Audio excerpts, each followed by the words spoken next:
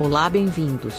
A semana foi bem movimentada, e não deu pra escolher apenas uma história. Por isso, traremos 3 nesse episódio: a eliminação do Brasil na Copa do Mundo, a diplomação do eleito Lula, e as manifestações que aconteceram pós-diplomação. Vamos na ordem acima, falando primeiro da triste eliminação do Brasil na Copa do Mundo. A seleção brasileira perdeu para a Croácia nos pênaltis e pela segunda edição seguida cai nas quartas de final. O fantasma não é de hoje. Desde o Penta, em 2002, já é a 4ª derrota da seleção para um europeu nas quartas de final da Copa.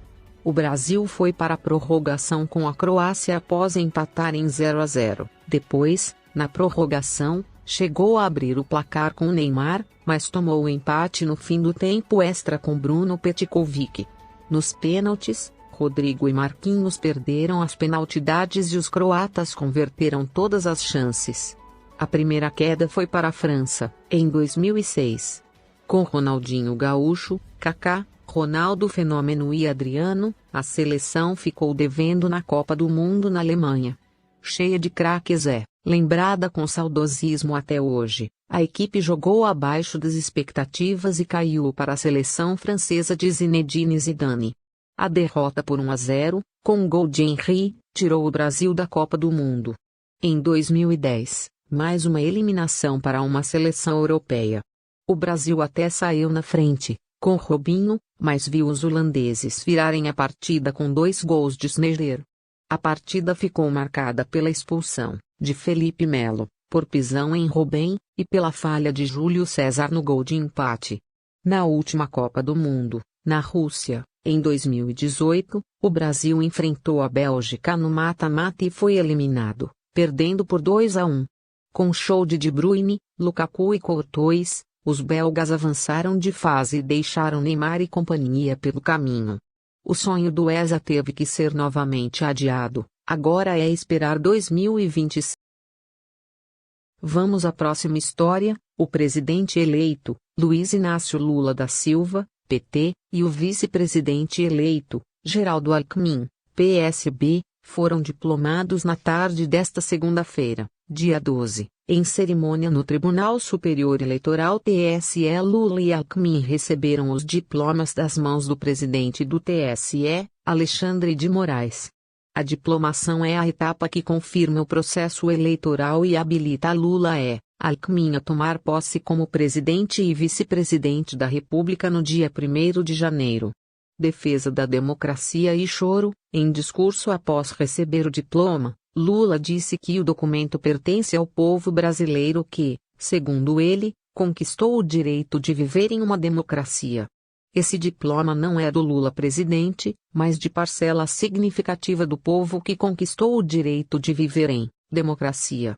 Vocês ganharam esse diploma, disse Lula. Também no discurso, Lula chorou ao se lembrar de críticas que sofreu por não ter diploma universitário. Lula disse ainda que exercerá seu mandato em nome da normalidade institucional do país e da felicidade do povo brasileiro. É com o compromisso de construir um verdadeiro Estado democrático, garantir a normalidade institucional e lutar contra a injustiças que recebo pela 3ª vez o diploma de presidente eleito do Brasil. Em nome da liberdade, da dignidade e da felicidade do povo, concluiu. Lula destacou que o resultado das eleições não foi apenas a vitória de um candidato, de um partido, mas de uma verdadeira frente ampla contra o autoritarismo.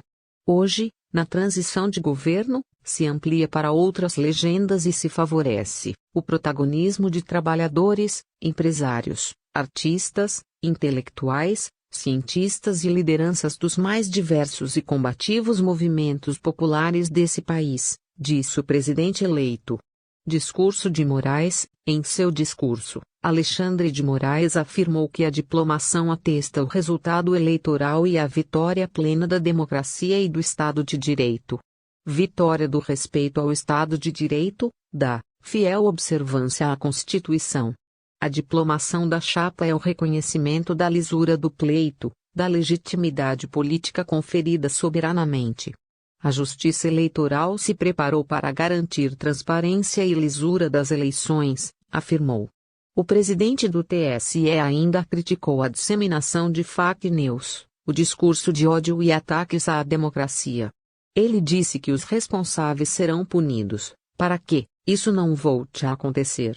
Essa diplomação atesta a vitória plena e incontestável da democracia contra os ataques antidemocráticos, desinformação e contra o discurso de ódio proferido por diversos grupos que, identificados, garanto, serão responsabilizados, para que isso não retorne nas próximas eleições, prosseguiu. E agora vamos a mais uma história. Apoiadores do presidente Jair Bolsonaro, PL, realizaram atos de vandalismo na noite desta segunda-feira, dia 12, em Brasília. Houve tentativa de invasão a um prédio da Polícia Federal. Carros e ônibus foram incendiados. Para conter os manifestantes, agentes da Polícia Federal usaram bombas de efeito moral e gás-pimenta. Segundo o Corpo de Bombeiros, não houve registro de feridos até o início da madrugada desta terça, dia 13. Em nota, a Polícia Militar do Distrito Federal afirmou que o protesto teve início após o cumprimento de um mandado de prisão temporária contra o cacique José Acácio Sereri Chavante. A detenção ocorreu pela suposta prática de condutas ilícitas em atos antidemocráticos pelo prazo de 10 dias. Segundo a PF, Chavante teria realizado manifestações de cunho antidemocrático em diversos locais de Brasília, notadamente em frente ao Congresso Nacional, no Aeroporto Internacional de Brasília, onde invadiram a área de embarque, no Centro de Compras Parque Shopping, na Esplanada dos Ministérios, por ocasião da cerimônia de troca da bandeira nacional e em outros momentos. Ao pedir a prisão temporária, a PGR disse que ele vem se utilizando da sua posição de cacique do povo Chavante para regimentar indígenas e não indígenas para cometer crimes, mediante a ameaça de agressão e perseguição de Lula e dos ministros do STF Alexandre de Moraes e Luiz Roberto Barroso. Em um vídeo enviado a jornalistas, Chavante pede aos manifestantes que não se envolvam em briga ou confronto. Meus amigos, irmãos, povo brasileiro, cacique líderes. Estou bem, graças a Deus, e estou em paz. Quero pedir, como eu tenho amado os senhores, se os senhores me amam também, me consideram, eu quero pedir para que os senhores não venham fazer conflito, briga ou confronto com a autoridade policial e venham viver em paz. E não pode continuar o que aconteceu, infelizmente, essa destruição dos carros, ataque à sede da PF, diz. Sabemos que somos povo santo, povo de bem, povo que não compactua com derramamento de sangue, briga e conflito. A nossa briga não é contra as pessoas humanas. É contra as potestades espirituais. Deus abençoe a todos. Completo governador do Distrito Federal, Ibanez Rocha, MDB, declarou que a ordem é para prender os vândalos e que todas as forças policiais do DF estão na rua, incluindo o Batalhão de Operações Especiais, BOP, e o Grupamento Tático Operacional, TOP.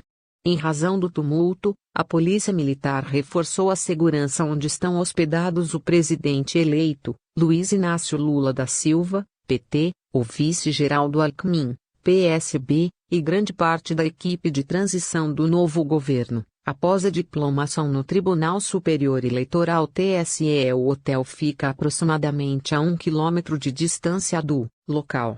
A informação foi confirmada à reportagem em conversa informal com agentes da corporação.